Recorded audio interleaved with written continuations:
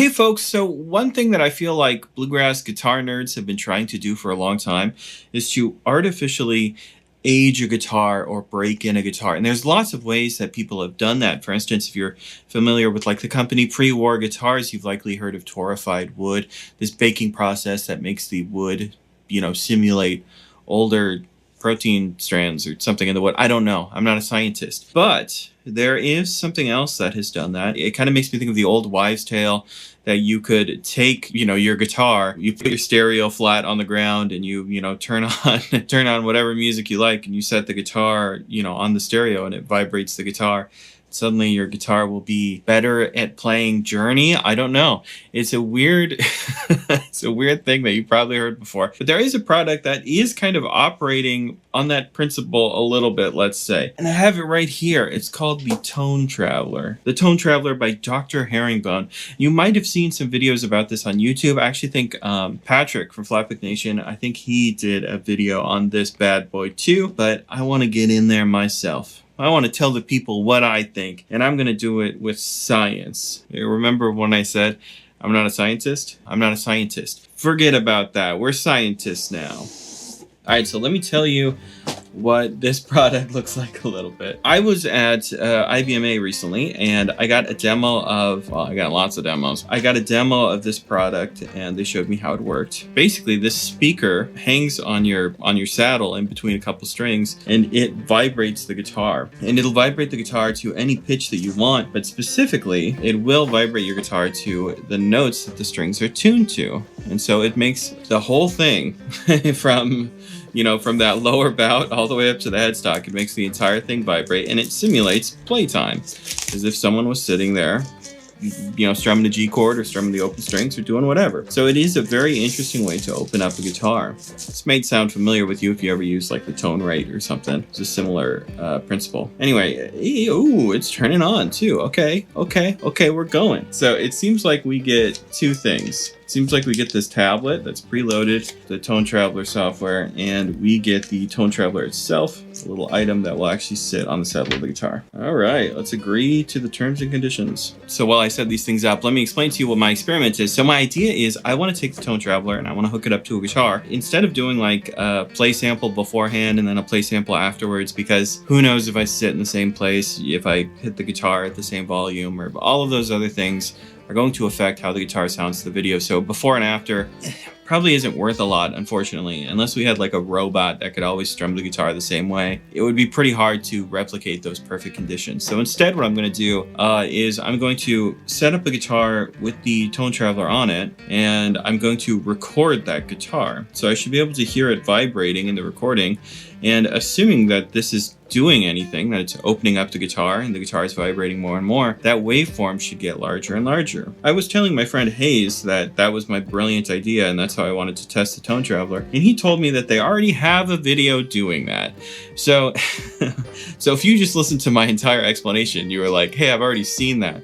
Well, we're gonna do that, but you're gonna get that same experiment from a guy who was not paid by Tone Traveler. Which brings me to my next segment. Was I paid by Tone Traveler? I do want to be completely transparent about this. Tone Traveler did not pay me to say anything good about this product. There was no contract that I signed here, and there is no check in the mail. But I will tell you what I did get. I did get an influencer discount, I assume is what it was, on this Tone Traveler. So they let me buy this item at cost. Unfortunately, I don't even know what it retails for. Maybe we'll put that on the screen. But I did get a discount on this with the knowledge that I would review it. However, they did not say that I have to say anything good or bad about it. If we get no results, maybe we'll try it with another guitar.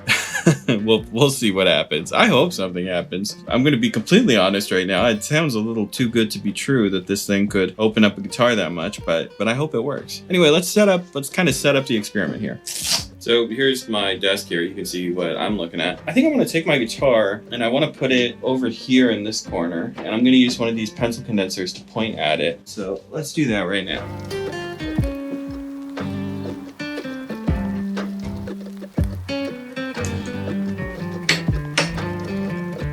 Maybe today we'll get low, as it were. So this is a little hard to see what I have here, but you can see I have my guitar on a stand right here, and I have this pencil condenser clipped to the edge of my desk. and it's pointing roughly at the 12th fret. I'm just gonna leave that on the side of my desk running all day while I do some other work that I desperately need to finish. And let's see if we get any results. Okay, whoop, never mind. I want to show you this real quick. So I turned this bad boy on, and I have my tablet here, and I'll show you what that looks like too. It's essentially this, it's like this guitar, and the bridge pins will turn the strings on and off. So they'll vibrate or not, depending on if they've been selected. It looks like that. Pretty easy to use. And of course I can set this up for different instruments, but I want to show you what this thing sounds like. So if I unmute this, you can hear, you can hear that, I bet. It's a neat sound. Obviously it's not meant to age my hand. I'm not even sure if you're supposed to hold it while it's on, but we are going to try it on the guitar now. They say to use it for at least 5 hours per session. You know, I'm kind of a get up and go guy. Let's try it. So it goes in like that, you twist it, and it sits on the bridge pins. That's what it looks like. It's a little off center. And then we can turn this thing back on. Alright, tablet on, unmuted. Wow.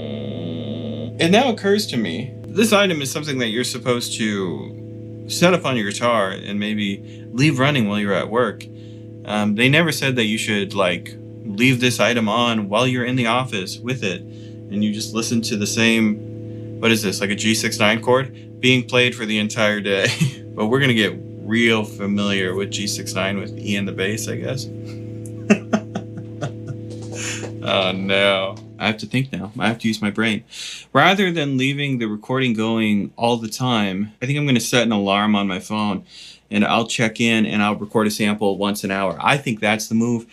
So I don't take up, you know, gigabytes and gigabytes of just low frequency humming. Other than that, I'm gonna go do all the work that I need to get done. So enjoy this. You'll talk to me again in a second.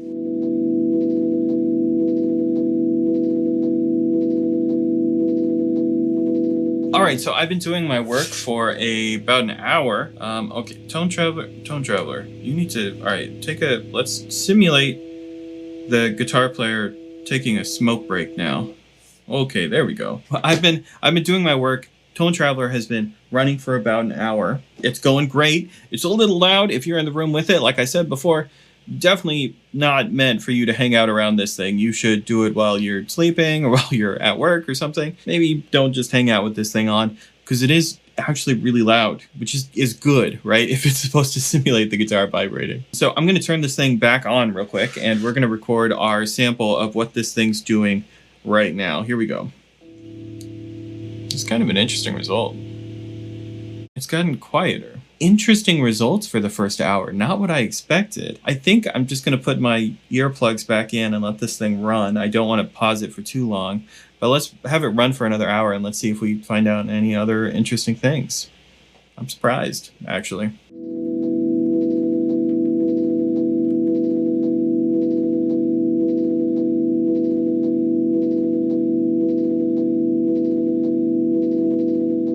All right, so it's now been 2 hours, 2.5 hours. The headache generator is still running. Of course, I'm just teasing a little bit here. As I've said many times now, you are not supposed to hang out while this thing is running. And I'm learning that. I'm learning it right here into the, you know, this top front part of my skull.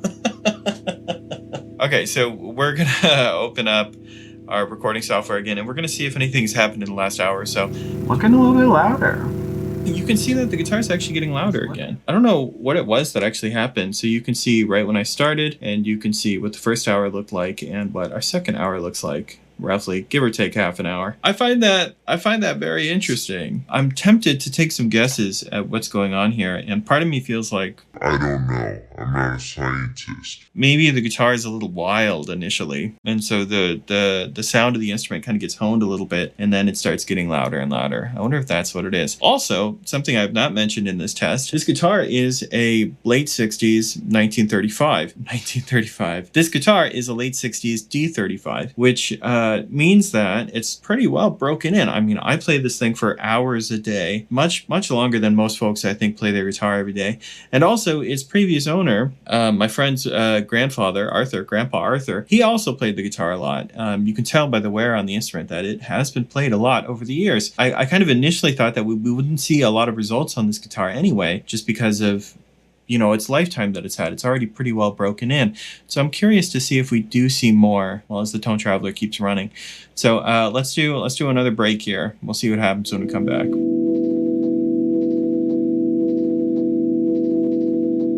All right, so the Tone Traveler has now been running for, I want to say, 4 hours total. And we're going to record one more audio clip and we're going to see what happens. Now, in the booklet that comes with the Tone Traveler, it did say that the minimum session length was 5 hours. I don't know if I read that out loud earlier. They say to use it for at least 5 hours per session. So we are going to make at least 5 hours on this thing. But I really want to see what happens on this next test, because I feel like we had like an initial pattern, it got quieter, then it got a little bit louder. I wonder if we're going to see any kind of boom in results here. Now, I don't know if I want to continue this thing maybe for like a full 8 hours or something. Part of me is thinking that we would see bigger results if we just put this thing on a newer guitar.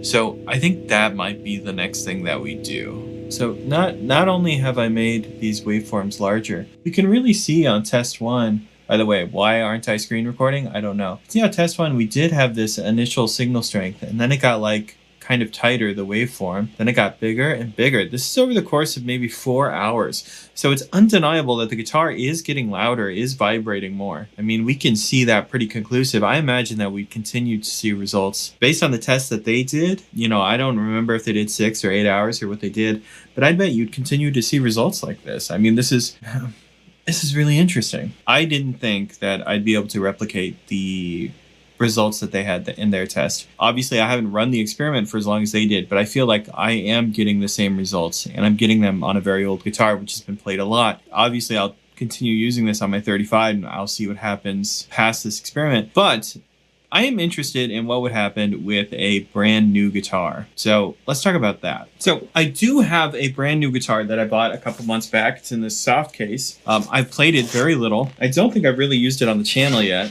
but I think it would be a great candidate for testing the Tone Traveler with. I hope you're excited. This is a Martin Smith guitar. It costs $90 on Amazon. Actually, that's not true. The one without a sunburst costs $90, but I think the one with the sunburst costs $110. So yeah, this guitar is very smashable.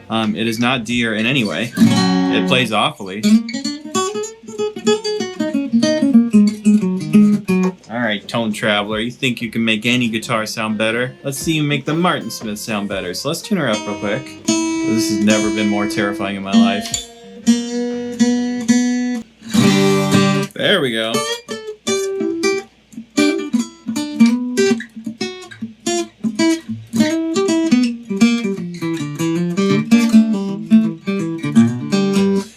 Needless to say, it is difficult to play. A couple people in my Discord, as well as myself, bought these guitars because we thought they were funny. Mostly because of the name Martin Smith. It'd be funny to buy a new Martin. So we all bought new Martins, and the joke was much funnier on paper, because what do you do with a guitar like this? But now I know what you do with a guitar like this. You hook it up to the Tone Traveler system, and you make that puppy really sing. And let us record our first test with the Martin Smith. This will be our baseline, and we'll come back and talk about this more. So I don't know if you guys could see that in the close-up, but the Tone Traveler is really vibrating the hell out of the A string, which is wild. Also, when I touch the D35, when the Tone Traveler is running, it's this really nice hum. It's like the guitar is singing. When I touch the Martin Smith with the Tone Traveler running, it's like the most chaotic rumble going through that instrument. So we know the Martin Smith is essentially a hunk of junk. And also you can see here on the computer screen too, if you look at that readout we got, you can see how much louder my D35 is, especially after using the Tone Traveler, compared to the Martin Smith guitar. They are in the exact same place. Nothing has moved. I guess the Martin Smith is a smaller body size too, but let's let this thing run and let's see if the Tone Traveler can really make any guitar sound better.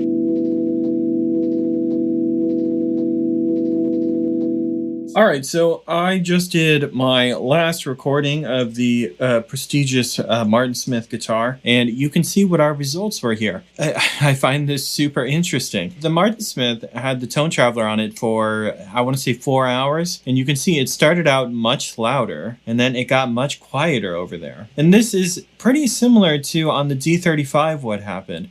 Initially when we put it on, the guitar was louder, and the guitar got quieter when we checked in after an hour, and then it progressively got louder and louder as we went through time, which is interesting, right? It seems like this is something that happens in the Tone Traveler process. Sort of focuses the sound in some way and then brings that volume back up. That same thing happened with the Martin Smith. Once again, a very cheap guitar no one should ever buy. If the Martin Smith is all you can afford, I'm sorry, but there are better guitars out there. The Martin Smith started out, loud for what it is, and over 4 hours, that sound just got more and more focused. Now, I have no doubt in my mind that if we left the Tone Traveler on there, we would see that sound get louder and louder now that it has sort of collapsed in on itself. I don't know why that is, and I wish I did. I will give you one more update, and that is I informed the Tone Traveler folks what my experiment was going to be. They told me that with their experiment, the guitar that they used was locked away sort of in a vault, was left in its case for, decades, and it was taken out, and they did the Tone Traveler on it.